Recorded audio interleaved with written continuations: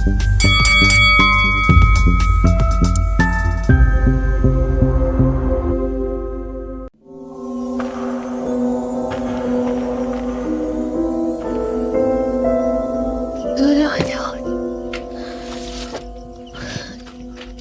ka?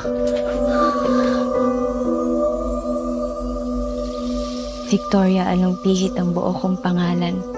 Piyesta ng patron namin nang dumating ang mga Hapon. Hindi ko na mabilang ang mga sundalong Hapon na lumapastangan sa amin.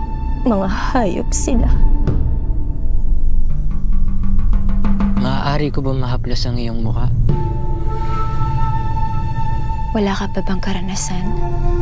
Ano ba yung nararamdaman mo?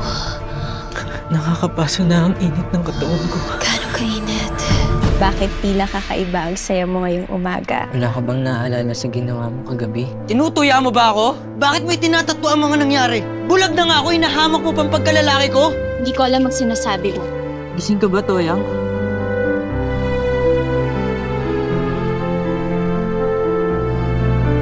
Kinalimutan ko kung sino ako. Walang pakiramdam, walang pag-iisip, walang kaluluwa. Naalala mo ba ang naganap sa inyo ni Selena? Huwag mo kong iwan. Selena! Pilak na singsing bigay ng aking yumaong ina. Mahalaga sa akin na lagi mong suot iyang pilak na singsing. Magtatagal ba yung bisita mo? Bakit ho? Mahirap magtiwala. Salamat. Niligtas mo buhay ko. Tiyak na hahanapin ng mga Hapon ng mga kasama nila. Walang kapatawaran ang ginawa nila sa atin. Kailangan natin lumikas sa mas ligtas na lugar. Sasama ka ba sa akin?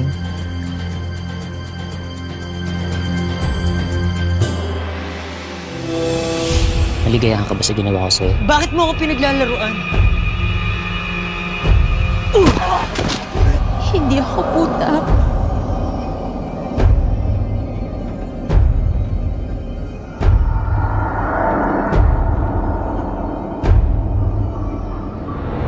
Huwag kang umalis.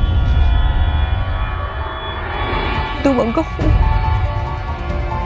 Ano po ang balak ninyo? Ang patuloy na lumaban.